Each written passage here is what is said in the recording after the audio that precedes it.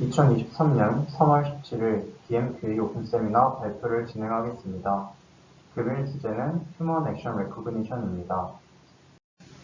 세미나에 앞서 발표자 소개가 있겠습니다. 안녕하십니까. 저는 안시우입니다. 현재 DMQA 연구실에서 김성범 교수님 지도하에 석박사 통합과정 재학 중에 있습니다. 현재 관심 분야는 컴퓨터 비전 중에 휴먼 액션 레코그니션 연구를 진행하고 있으며 전반적인 데이터 사이언스에 관심을 가지고 있습니다. 금일 세미나를 듣고 궁금하신 점이 있으시다면 아래 이메일로 연락 주시면 감사하겠습니다. 세미나의 진행은 휴먼 액션 레코그니션에 대한 소개를 시작으로 모달리티를 기준으로 비주얼 관점의 모달리티와 비주얼이 아닌 관점에서의 모달리티에 대해 설명을 한 이후에 여러 가지 모달리티를 활용해서 휴먼 액션 레코그니션을 학습하는 과정에 대하여 이야기하고 결론을 지으며 마무리하도록 하겠습니다. HAR로 불리는 휴먼 액션 레코그니션은 현재 행동을 인식하는 방법론입니다. 아래의 그림처럼 걷기 혹은 달리기와 같은 행동을 보고 이 행동이 무엇인지를 인식하는 것이죠. 미래의 행동을 예측하는 분야는 따로 휴먼 액션 프레딕션으로 불리고 있고 HAR과 다르게 분류가 되고 있습니다. 이런 현재 행동을 인식하는 HAR을 어떻게 인공지능 기술을 활용할 수 있을까요? 간단한 예제와 실제 사례를 통해 어떻게 데이터 수집부터 인공지능 기술을 HAR에 접목할 수 있을지 알아보도록 하겠습니다. 우선 인공지능의 학습을 위해서는 학습 모델이 있고 모델을 학습시킬 입력값과 결과로 출력할 출력값을 정의해 주어야 합니다. 앞서 보셨듯이 걷기라는 행동을 인식하기 위해서는 걷기라는 행위에 대한 정보가 입력값으로 필요하고 걷기라는 출력값 정보가 필요합니다. 입력값과 출력값은 다음과 같이 만들어지게 됩니다. 입력값으로 현실 행동으로부터 학습에 사용할 수 있는 정보 모달리티를 수집합니다. 이후에 출력값은 현실 행동을 이해하여서 어떠한 행동인지를 레이블링을 진행하게 됩니다. 그 레이블링 결과로 이제 해당 그림으로부터 걷기라는 결과를 얻을 수 있는 것이죠. 이때 모달리티는 데이터 수집 양식을 의미하며 흔히 아는 이미지, 센서 등 다양한 모달리티가 존재할 수 있습니다. 이러한 모달리티가 입력값으로 활용되게 됩니다. 결과적으로 걷기 행동을 대변하는 여러 모달리티 중 하나를 입력값으로 사용하여 학습 모델에 넣고 걷기라는 행동을 출력하는 모델을 만들 수 있습니다. 이러한 과정을 걷기를 인식하는 HAR을 만드는 과정이라고 할 수 있겠습니다. 간단하게 HAR에 대해서 알아보았는데요. 현실에서 HAR은 다양한 분야에서 사용이 됩니다. 위의 그림은 무인 편의점인데요. 범죄 예방이나 구매 중인 물품을 추적하는 등 다양한 방식으로 활용이 가능하고 왼쪽은 과일 배기 게임으로 닌자라는 게임인데 센서를 들고 과일 쪽을 베면 실제 게임 속에 있는 과일이 베어지는 게임입니다. 유사한 게임으로는 닌텐도 위 이런 게임도 비슷한 기술을 사용한다고 보시면 되겠습니다. 마지막으로 오른쪽은 운동을 수행할 때 자세를 추적하여서 피드백에 도움을 줄 수 있도록 사용되는 데이터입니다. 이러한 데이터들과 같이 다양한 분야에서 활용 중이라는 것을 알 수 있었습니다. 실제로 현실에 적용된 HAR 예시로 작년 2022년 카타르 월드컵에서 사용된 HAR 기술에 대해서 소개하겠습니다. SAOT라는 기술인데요. SAOT는 HAR 기술을 활용하여서 오프사이드를 실시간으로 판정할 수 있도록 하여 실제 경기에 적용하였습니다. 공에 부착된 센서와 선수를 카메라로 위치를 추적하여서 오프사이드 판정에 활용하게 됩니다. SAOT를 사용하여서 실제로 C조 1차전이었던 아르헨티나와 사우디아라비아전에서 아르헨티나 골이 3골이나 옵사이드로 취소되면서 패배하는 그런 정확한 판정에 도움을 주었다는 평가를 받고 있습니다. 오프사이드에 대해서 간단하게 설명을 드리겠습니다. 오프사이드는 축구에서 공격자 반칙 중 하나로 골키퍼를 포함한 최후방 두 번째 상대편보다 상대 골라인에 가까이 있는 경우를 말합니다. 오프사이드의 반대말로는 온사이드라는 말을 사용합니다. 정말 1cm 차이로도 옵사이드가 선언이 되는 경우가 존재하고 실제로 오심으로 인해서 골이 취소되거나 인정되는 경우가 다수 존재합니다. 이러한 이유로 축구계에서 가장 판정 논란이 많은 반칙 중 하나로 평가를 받고 있습니다. SAOT는 HAR 기술을 활용하여 옵사이드를 판정한다고 말씀드렸습니다. HAR 기술을 인공지능을 활용하여 학습을 하고 적용을 했기 때문에 구체적인 입력값과 출력값을 정의해야 합니다. 물론 여러가지 입력값이 사용될 수 있지만 간단하게 생각해서 입력값을 두 가지의 경우에 배치가 존재할 수 있겠습니다. 첫 번째 입력값은 천장에 부착된 12개의 카메라를 이용하여서 사람의 위치를 추적하게 됩니다. 이때 1초에 50장의 프레임을 촬영한다고 하는데요.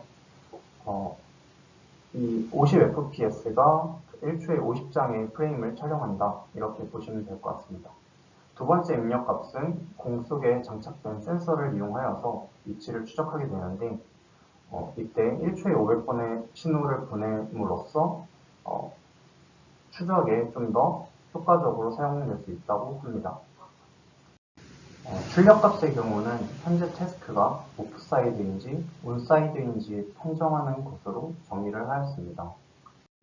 최전방에 있는 공격자가 최후방 두 번째 상대편보다 앞에 있는 상황에서 공이 움직인 이후에 게임에 영향을 준 경우 오프사이드로 출력값이 나와야 합니다. 공격자가 최후방 상대편 두 번째보다 뒤에 있다면 공을 쳐도 상관이 없기 때문에 온사이드로 출력값을 내도록 정의가 되어 있습니다.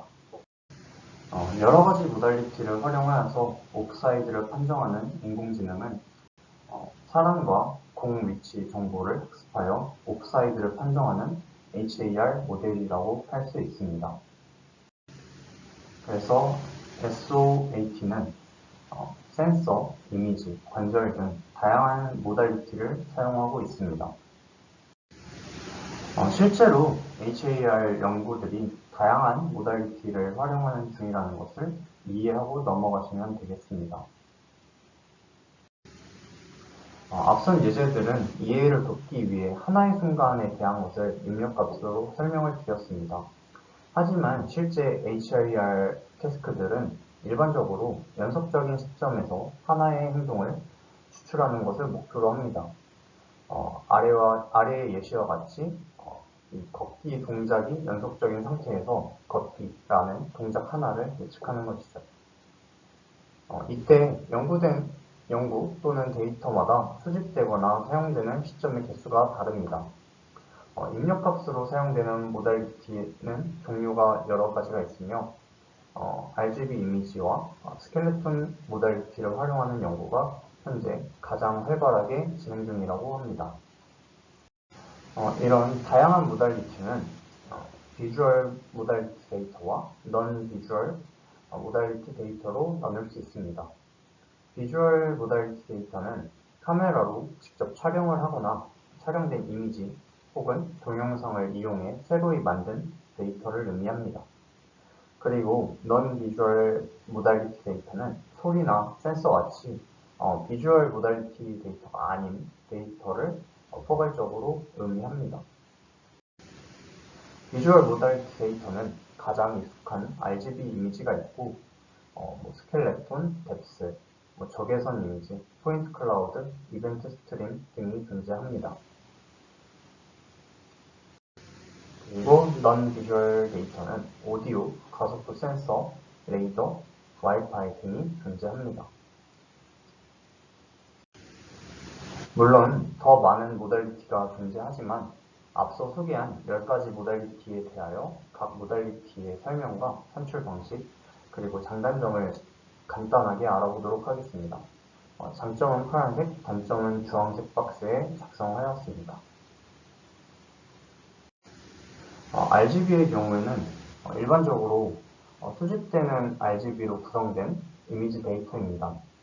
산출 방법의 경우 RGB 카메라를 이용하여서 촬영을 통해 수집이 되고, 장점으로는 풍부한 내용 정보가 있다는 점, 그리고 데이터를 얻고 처리하는데 그 과정 자체가 간편하다는 점이 있습니다. 그리고 HAR이 아닌 다른 분야에서도 활용하기 때문에 좀 다양하게 활용 가능하다는 점이 있고, 단점으로는 촬영 각도나 배경 및 조명에 민감하다는 점이 존재한다고 합니다.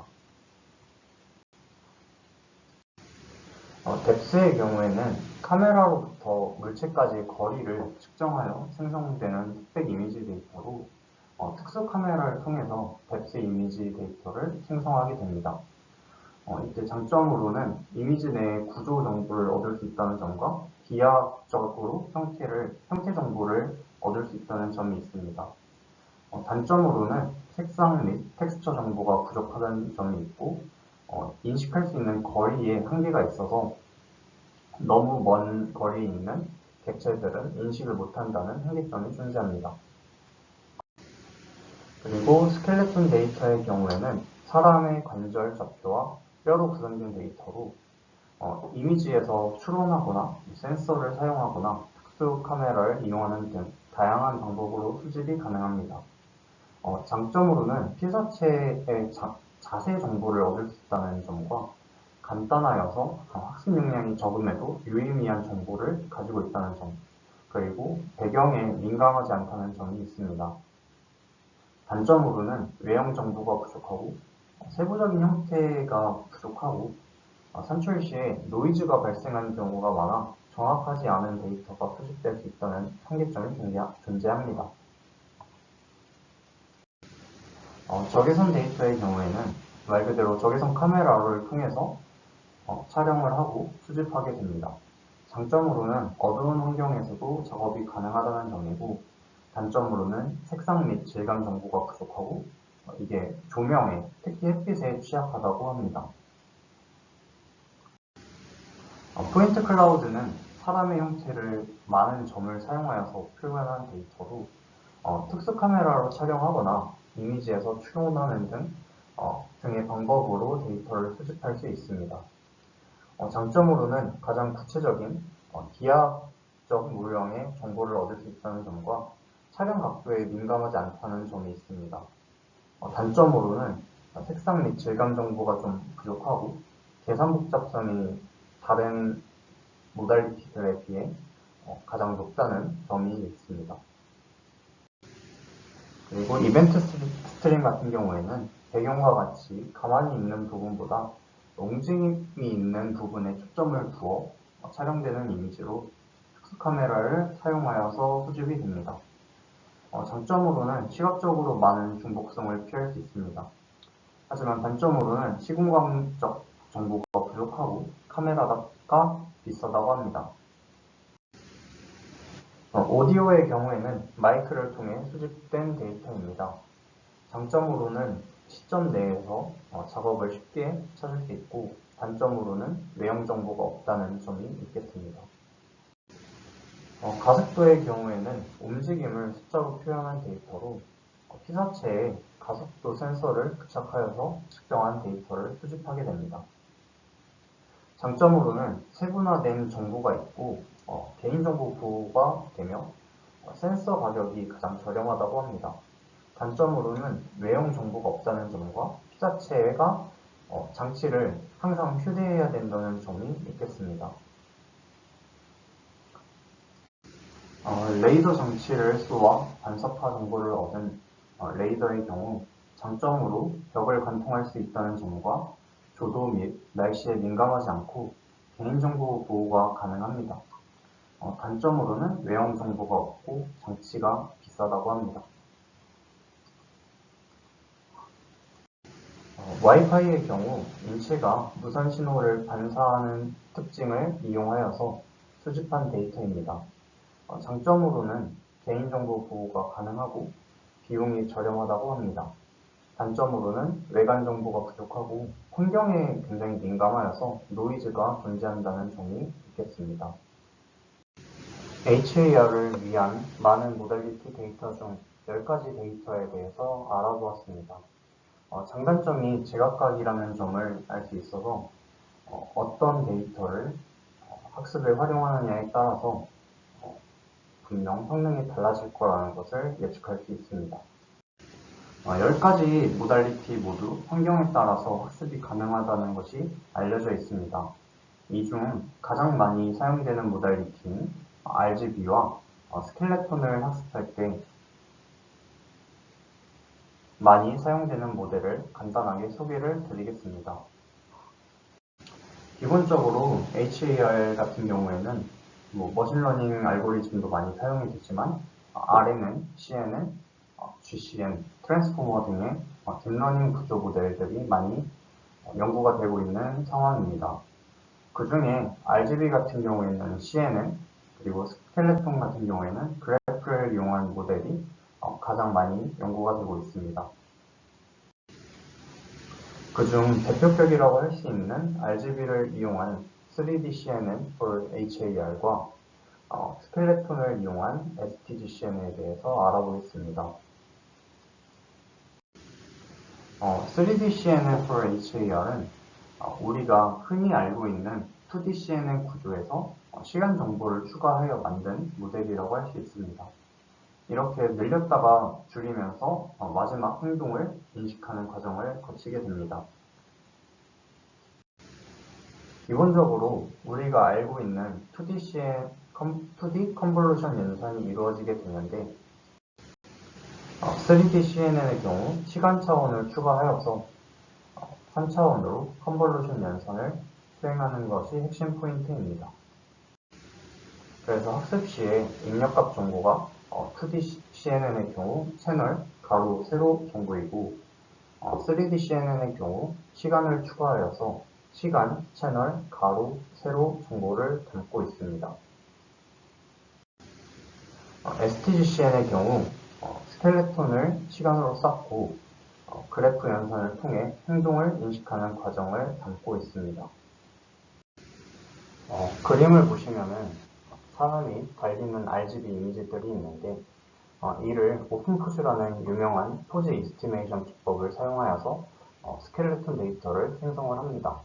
이렇게 생성된 스켈레톤 모달리티를 그래프 연산을 거쳐 달리기 하는 행동을 인식하는 모델로 생성하게 됩니다. 앞서 간단하게 싱글 모달리티를 활용한 HAR에 대해서 알아보았는데요. 다양한 모달리티가 잘 활용되는 모델이 존재합니다. 하지만 각각 모달리티는 다른 특징을 가지고 있다는 점을 알 수 있었고 2가지 이상의 모달리티를 활용한 학습을 진행한 연구들이 다수 존재합니다. 모델을 직접 설명하기보다는 어떤 컨셉이 사용되는지 알아보겠습니다. 학습 중 피처 값을 결합하는 방식인 피처 퓨전이 있습니다. 이는 2개 이상의 모달리티의 특징들을 모델 연산 중에 결합하는 방식입니다.